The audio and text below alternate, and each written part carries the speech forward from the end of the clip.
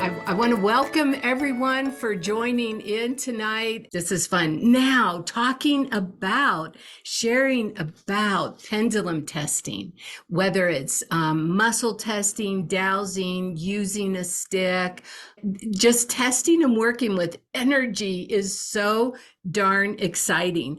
And I started working with this actually way back and working with Linda Jenks and Jim Jenks years ago in California.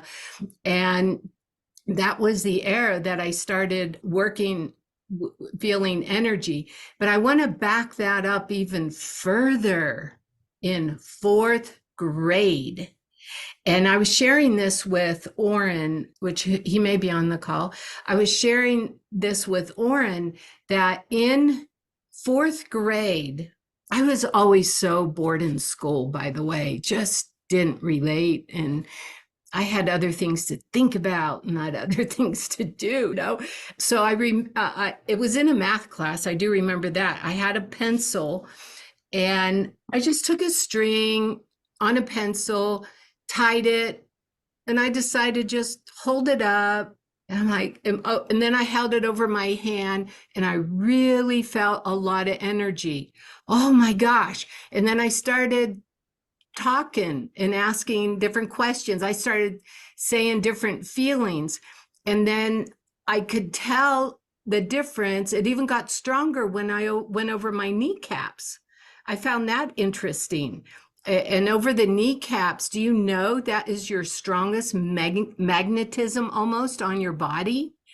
Through what we're going to be testing tonight and practicing, if you can't quite connect into it, you might even do it over your kneecaps. Okay, because there is a lot of energy over the kneecaps too. So way back in fourth grade is when I started playing with a pencil and a string. And actually, they took it away from me, but that was okay. I went home and I did it again that night.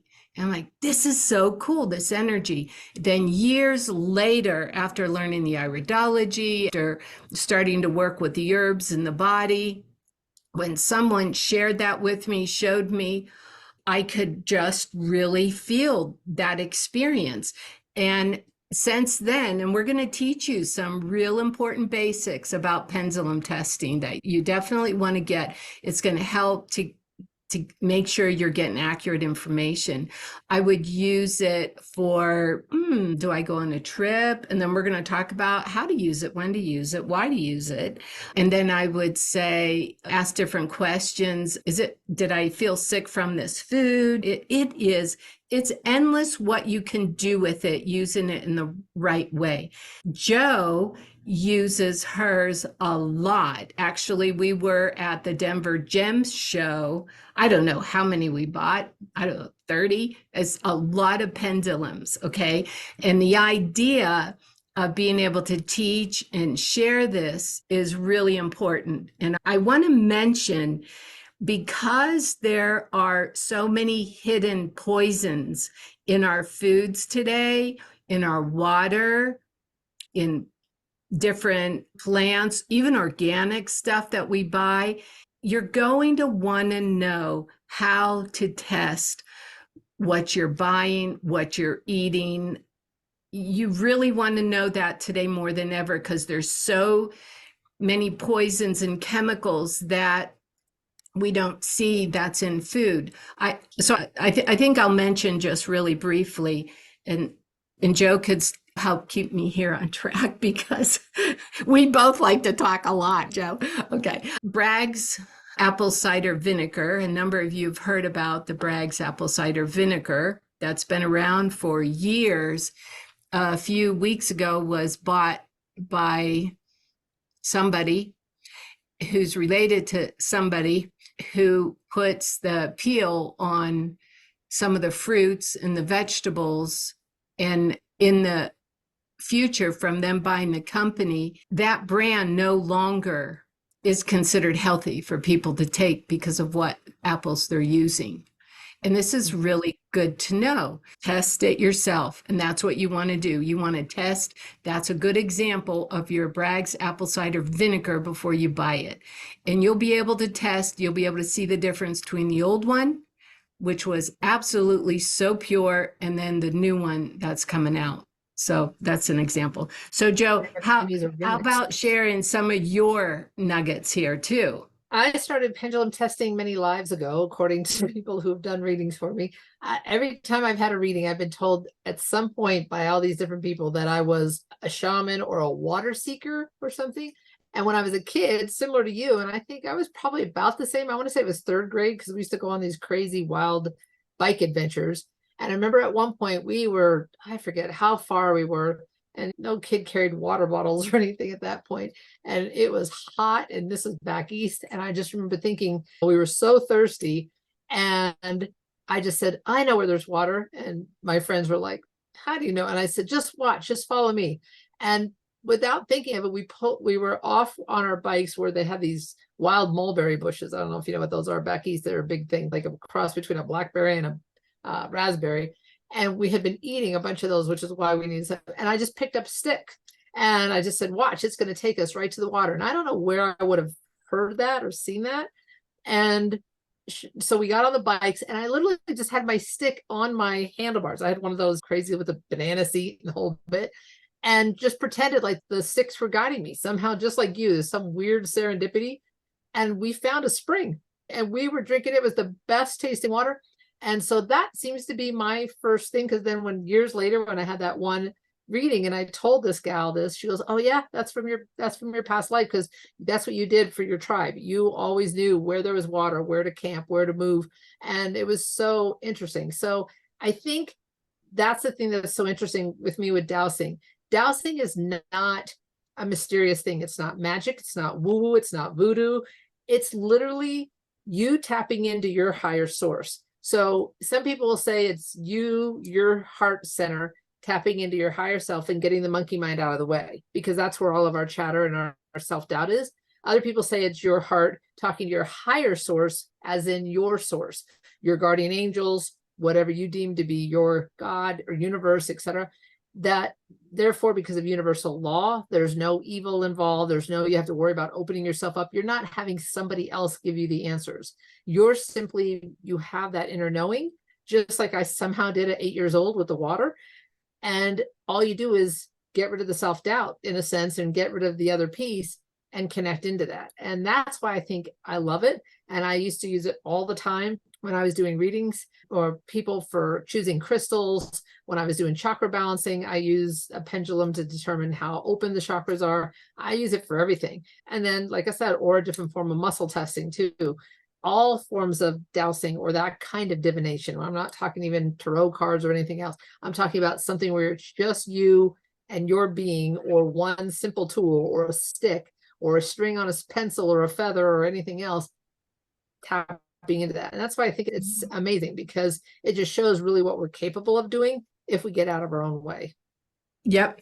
And this 1300 years BC is when first documentation of people who've been pendulum testing and dowsing. I think it's been done for a long time. Native Americans, especially South Dakota, the Sioux, they would use a stick, a piece of string, and a feather.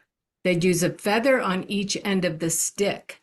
And when they were in the woods, when they were in nature looking for certain herbs medicinally, and they would talk to the plants to please show up. They would ask the plants in nature or what they needed help with, the person they were working on. And when that feather hanging over the stick, actually, I have one. I have one that was given to me, and it was used for this. And you could see it has the feather there. Okay. Now, when you come across, if you're out hiking, maybe you find a feather, maybe have a little piece of string or something and try it. It will stop. Won't even sway. Okay. It will stop so still and be strong, like that string will even tighten up. And that's another natural way you can do testing if you're in nature, let's say, if you don't have your pendulum. The other day, we were up at the river, Orrin and I, and we wanted to test some things. And I didn't have anything with me. We just took a picnic and that was it. And I didn't bring anything else. So I found a piece of string. I found a stone and tied that up, and we went to test some things. And that was the very first time, and I'm going to talk about this a little bit in our class. No matter what we both tested, the answer was no, we were not to test right now. That was amazing. It was not the priority. It was not what we were to do. And this is the power of the spirit, okay, that is in us, in every one of us. In every one of us is truth, infinite wisdom. And that's what it is that we tap into when we do the pendulum testing. Okay, we are part of nature. Everything is spiritual, everything is energy. And when you tap into that ultimate infinite truth, you're knowing. You'll feel that. A lot of times, Joe, you probably get chills too. You'll just get wow. And it's really nice to have confirmation on somebody else to double test if there's an important decision you're making or anything like that. But that knowing and that truth that is in every one of us, this is so darn powerful. What a wonderful tool and technique to use. Do you get chills when you get your knowing and your yes, Yeah, I either get goosebumps or my hands tingle. or your hands tingle? So what this is doing, it's tapping, and this is very similar to intuition. As you are strengthening and developing your intuition, the pendulum testing is connected into that. What I would like to share some tidbits, Joe, on selecting a pendulum, preparing a pendulum. Yeah, do you want to just talk about it or do you want to pull up anything? Just talk about it? Yeah, we could Yeah. just talk about Okay, truthfully, I think finding the pendulum that's right for you, I always used to tell people at the store is like test driving a car. When you know you want to buy a car, doesn't matter if it's a new car or a used car, you got to test drive a few to find just the right one. And a lot of times people, again, don't trust that intuition because I always say, first, always go by what you're attracted to. So whether you want a stone pendulum with a crystal on it, a metal pendulum that therefore is very solid and grounding, but no extra energy like with a crystal, a wood pendulum, etc. Back in the day, remember they also did string with a paper clip to determine if you were having a boy or a girl. You can put any, like Judy said, a weight on something, but if you're going to really get yourself and treat yourself to a real pendulum, then you need to figure out what you're first attracted to and then really try them out. Once you start using it, you can actually, I used to have people else ask me to pendulum test for their pendulum because then somebody else can, if they say, I really think it's this one, I'm torn between these two, you can figure it out. But there is no wrong one. It's just really what you're going to start with. I probably own about 5. I'd say I have one metal one wood one, and 3 different crystal ones. And so it's really up to you. I remember a few weeks ago when we had brought some of the pendulums into the office. It was Matt. We were both drawn to the same one. And it was like you could just feel it, the magnetism with it. Yeah, that's why I said people always say, I just like the look of it. And I was like, no, there's a reason you think you like the look of it. It's that energy that's connecting to you. And people have to learn to trust that. I believe Bernie is on this call too. We were talking last night. She's in Canada. And she said, I can't find my pendulum. I misplaced my pendulum. And she wanted it for tonight. And I said, talk to it, call out to it, communicate. Because our pendulums are very personal and very sacred to us. And it wasn't, but I think 5 minutes later, maybe at the most, she found it. And she's, oh my gosh, I found it. Here it is. And here's the other thing that is just so darn exciting and powerful about pendulum testing, even more so, is the power of thought. The power of thought. Okay. It's amazing. So I did a test this afternoon on lighting a candle, just lighting a candle. And you could project your question your thought, even to a flame of a candle. The thought moves the flame of a candle. Okay. And so Thought I is asked frequency. it, what's that? Thought is frequency. It has a Is frequency. frequency. That's And the the Institute of Noetic frequency, Science is now the science of thought. it that is what we're tapping into. Mhm. That is what we're tapping into with the intuition, with the testing here. And when I asked a certain question that I knew was a clear yes, an affirmative, the flame didn't even flicker. It just stayed solid. And of course, you don't want to have a fan blowing on it and all kind of air. You want it where it's still. And then when I asked a question that was I knew would be a no or unrealistic answer, I just asked a question. The flame just flickered all around. I'm like, dang, this is pretty impressive. But the power of intent is just really important, and having your clear connection of source. Okay, let go, let God. How this works best is having that direct connection with ease, with ease. This is really important because people want to force something to happen. They want a certain answer. There's emotion involved. I don't know, Joe, when not to test. When would you say not to test? Let me back up one thing that you said that I think is important that you alluded to. When I was talking about once you choose a pendulum, just what Judy said, the thing that's most important is when you choose it is to first clear it, cleanse it, which you can do with spring water, sage, Palo Santo, something just like you would clear a crystal. Okay, regardless of what type of pendulum it is, just because you don't know how many people have held it. So the thing is to clear it first. And then the part that Judy hit on without maybe knowing she was hitting on it, you've got to personalize it.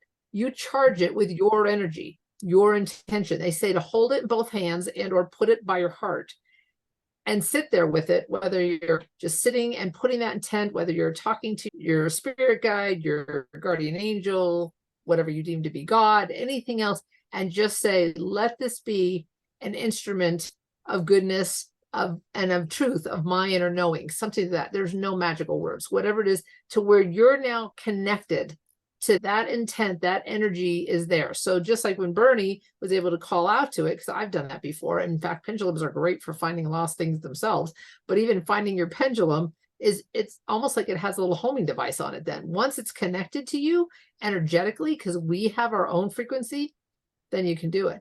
So the only time, like I said, a pendulum, people used to ask me all the time at the store, and we'll show you, we're going to do demos on how to use them and the easiest way to use them. But the only time to not use it or to not use it in a traditional way is when you are strongly emotionally connected to the outcome.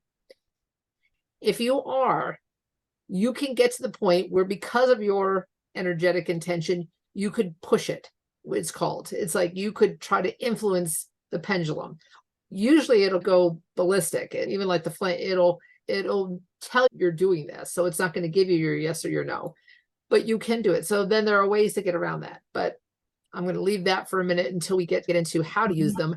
And then we'll give you some cues on how to avoid being emotional. Even if you do have a strong emotion, how to be able to get around that with ways that you can use it.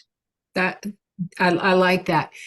When also, what I do is with my pendulum, especially if let's say it's brand new, it's a brand new one to you, and you're making that sacred connection within yourself. You want to roll it. You want to get the heat going. You want your energy in it and just roll it that way. And I blow into it and I'll roll it and I'll blow into it and I'll do it 4 times. And you want to get that energy connected to what your intelligence is, that your higher self, highest good that you're connecting with. Now, let's say you don't have yours, but your friend has theirs and they're going to lend it to you. You got to do the same thing because you're picking up on their magnetism. You want your own magnetism with it. And you, again, you roll it in the palms of your hands. And then, of course, when you give it back, or let's say you lend yours out to somebody else, you want to go ahead and connect your energy back into it. And the energy builds. It truly does. It builds up on your own pendulum. Sometimes when I have that really strong connection, I just start putting the thought of what I'm going to ask. It's like my pendulum, it already feels it. It's not that the pendulum is the measurement. It's the tool measuring whatever the magnetism and whatever the field is we're tapping into with this. Because you It already know happens. your answer. Yeah, the answer you already know. That's the thing with the pendulum. It's not like a creep or something, although even those they say your intention goes into it. The answer, but you don't know the answer. It's in here, but like I said, this gets in the way. So sometimes if you just start, like I said, same thing when I would be testing for people, it would start almost immediately. When I'd have people put two things behind their back and then bring them up so I couldn't see them, I'd have them switch hands and the pendulum will follow it.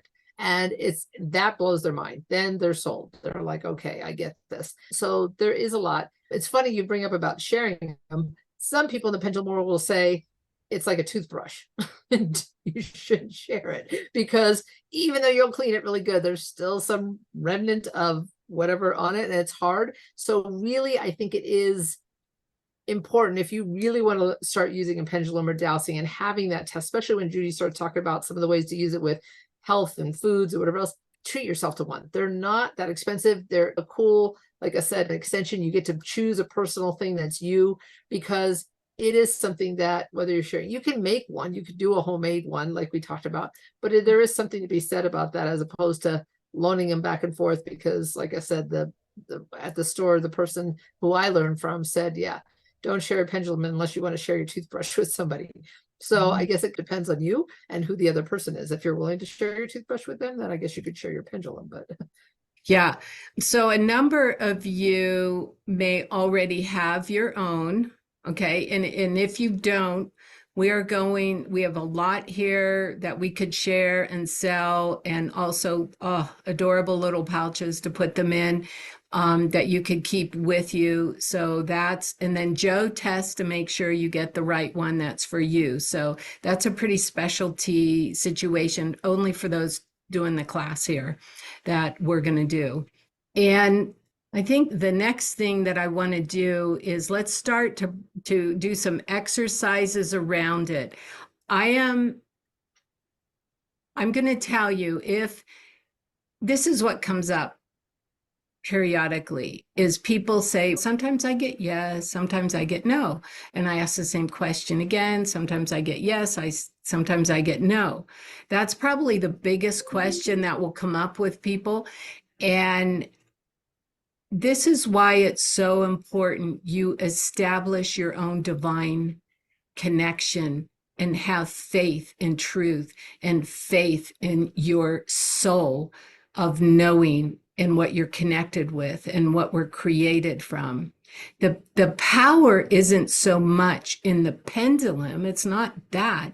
It's in the spirit. It's in the direction, and it's so divine of the intent and the knowing of what you're going to ask. You're looking for truth, which means no ego whatsoever, no attachment to any outcome.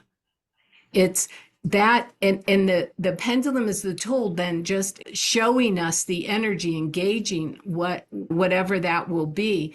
I like the fact Linda Jenks has mentioned, because we've been working a lot with the stem cell patches, and she would say, use your intuition, pendulum test, find out where you best need it. And I find the people who really get great results, they're tapping into their body. They're tapping into, okay, talk to your cells. Where do you want this? Where do you need it? Okay. And then do the pendulum testing. Is it here? Is it there? Check and see what that is.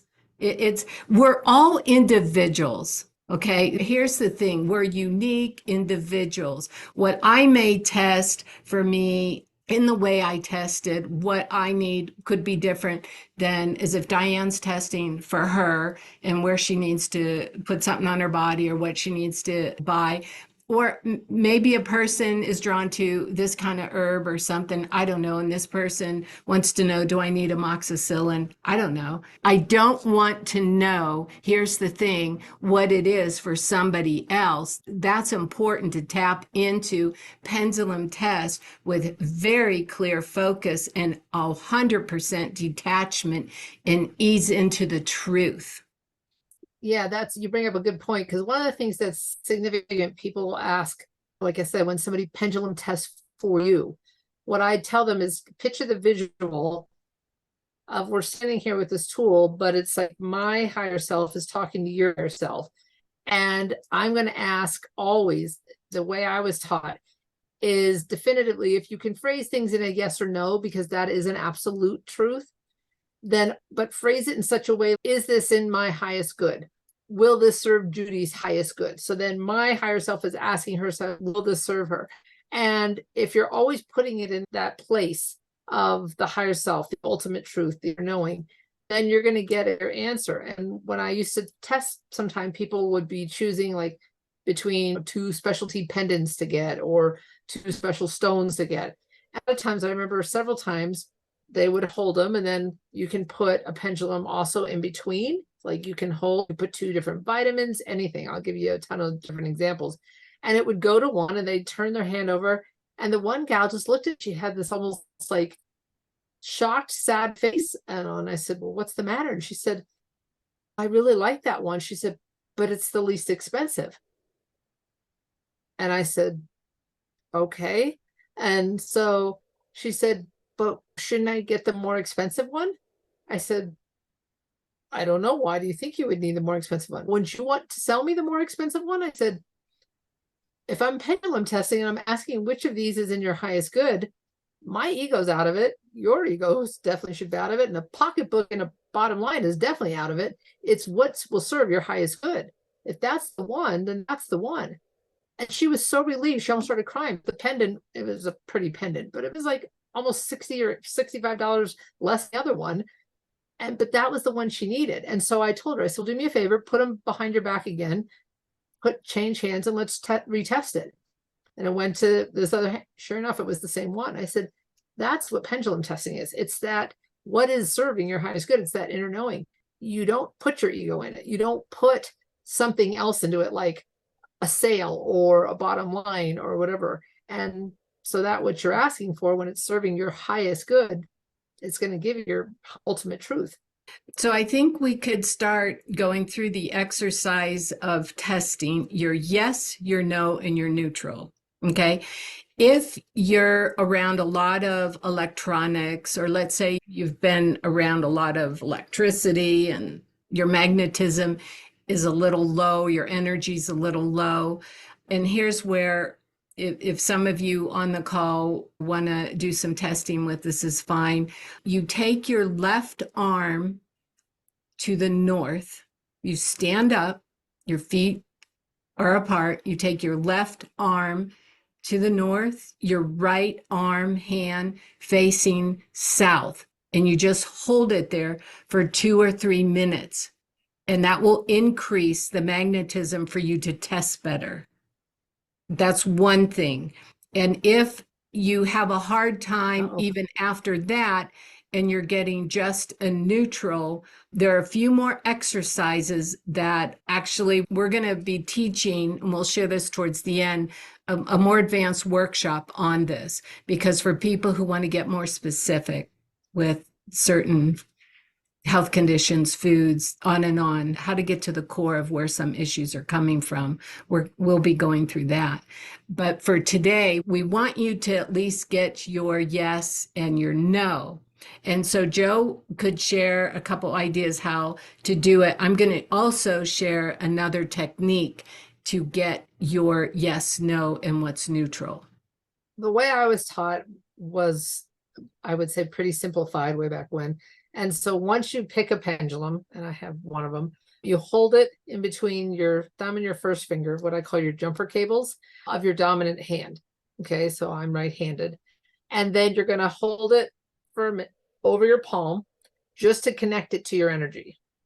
Or you can hold it to your thumb. Some people like to do that because it grounds it to your energy. And then very simply, you move it to your first finger, just barely above, and you start thinking, show me my no. And if you want to remember how, just think, oh, no. So basically, you put it over, and mine is always, and always has been, if you can see it, a north-south swing, an up and down swing.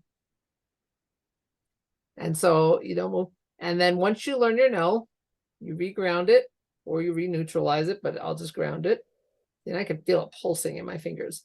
And then you put it, although it looks funny, over your middle finger. And I think F yes. But basically, you're going to just be thinking, show me my yes. And my yes is a clockwise circle.